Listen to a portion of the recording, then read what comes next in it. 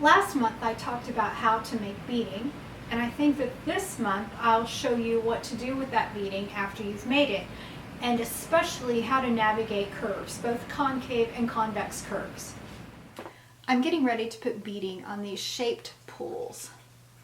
These are called spade ears, and you can see they have a shape that will make putting beading around them a little bit of a challenge. The first thing I'm going to do is put double-sided tape on the beading, because if you are putting on beading with anything other than double-sided tape, you're doing it wrong. I'm going to mark the middle of the beading so I know where that is. And now we have to go around a really sharp point. To get around that, I'm going to cut a V in the beading that goes all the way up to that cord.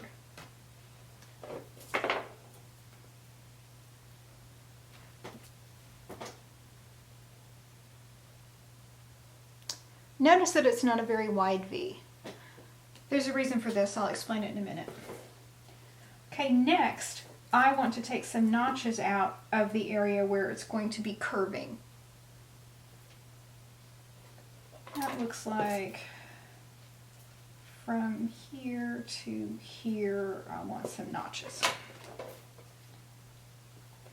These aren't quite as deep up into the beading. I usually just count them. So this is 4, 5, 6. Looks like I want 6 notches.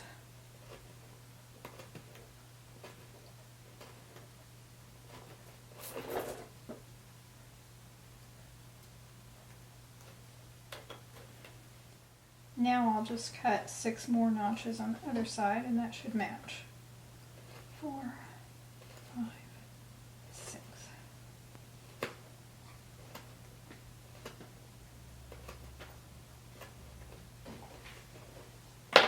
For those of you who are saying, why doesn't she just use pinking shears?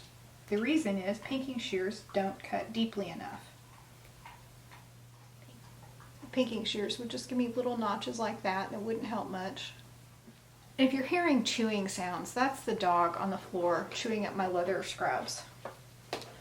Alright, so now I have the notch in the middle and the littler notches around here, so it will make a nice curve, but now we've got a curve that goes the other way.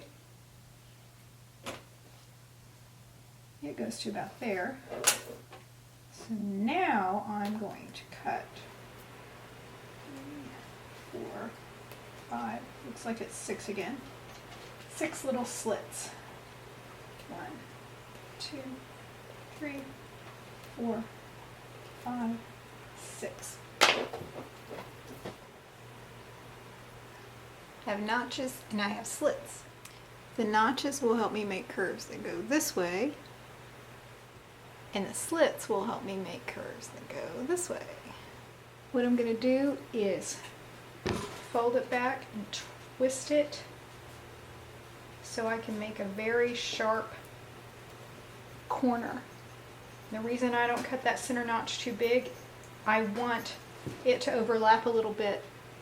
I want to be able to make that corner and stick it together. If I cut it big, let's see if I can find something to show you. Here's a little piece of practice beading. So if I cut a really big notch here, ouch, Miley. Hello. If I cut a really big notch like this,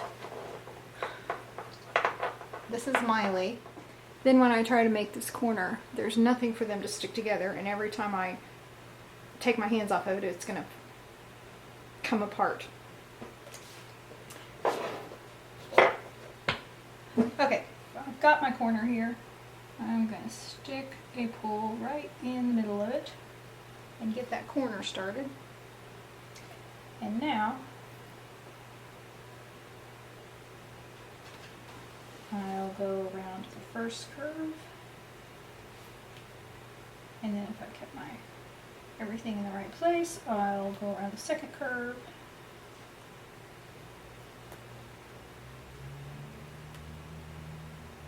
and there we go. Notice that the beading lays flat on the table. I am not picking up the beading and bringing it up to the work. The beading is flat on the table. The pull is held up, and then I work it down to the beading just a little bit at a time. Kind of roll it down.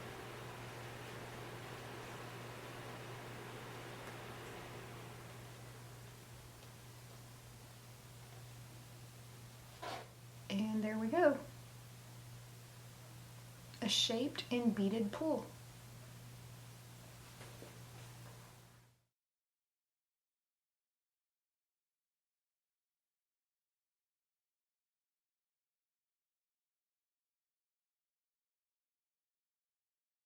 So the bottom thread is going to go through the sole.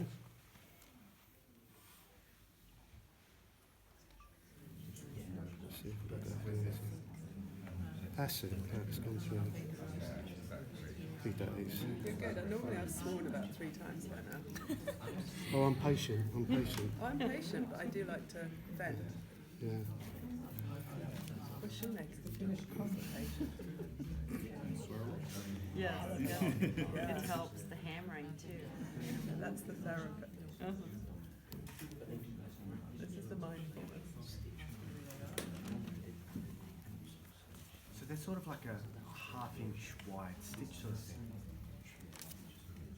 It is, but it pulls in actually smaller than that.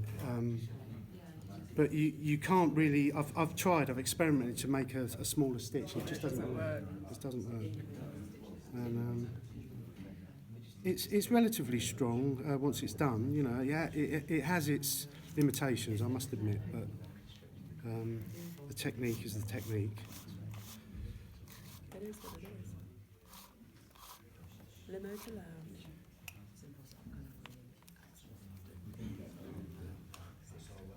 That's what I like when it tucks in. It looks Yeah. so neat. It's really nice. Very satisfying. And it's very important that I think I did explain this before. If you have this stitch in too far or Too far out, out. it won't work. You'll either hit the stitches when you trim, or if it's too far in, when you've made it, in the wear it will gape open. But if you get it just right, it's the tension of the thread holds it up, and it won't open up.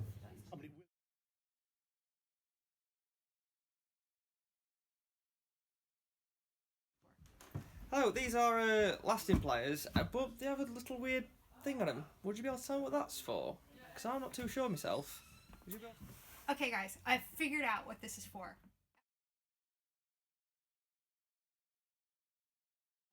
At first I was like, what in the world is this? But then I thought about it, and these are for the shank area.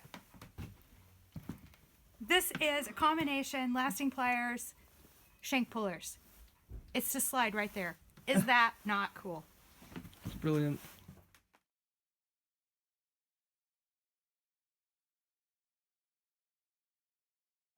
You put your fingers like that.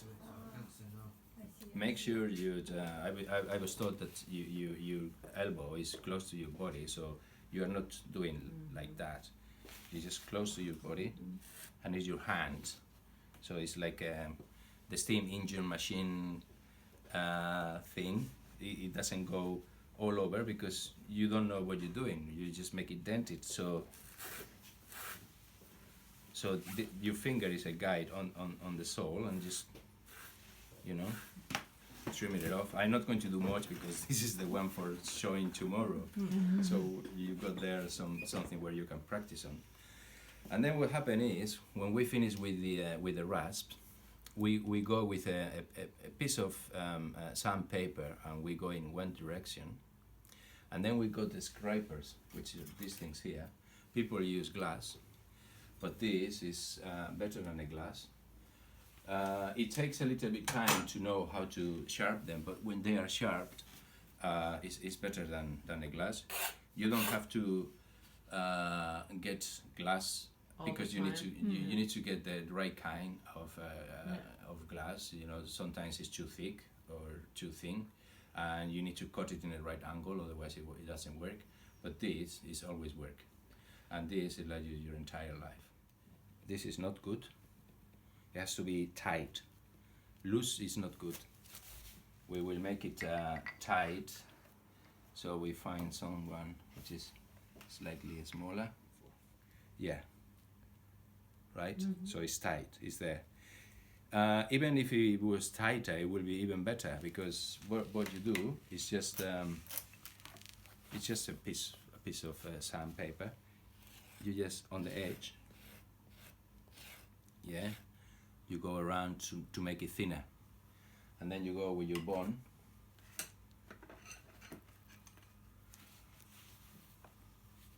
and set the edge, and then go with the iron, warm, a little bit of water. The irons, the same thing like rasping, your elbow close to your body, and the first time, not too much pressure, just go around, and it will tell you where the iron is not going okay, so you can start back with a file or with a bone. So that's why you don't put too much pressure the first time, just finding the way. And the iron, when the iron is finding its way, then you increase the pressure. Always warm, but not too much, able to touch the iron like that. You know, going slowly. You don't want to do that. You don't want to do that and make a dent. Straight, arm close to your body, not crazy movements. Slowly, slowly, slowly. Always here, normally, when you start doing it and you don't have the feeling, slip. So that's why I keep my thumb. I rather get, you know, a touch and feel, you know, a little bit of pain rather than let it go and then smash and destroy everything. Skin heals and shoes don't. So, you know, slowly moving the angle. Always this straight. And you put in the heat, warm. Again, here as well, you have to be very careful, don't slip off. And start it again.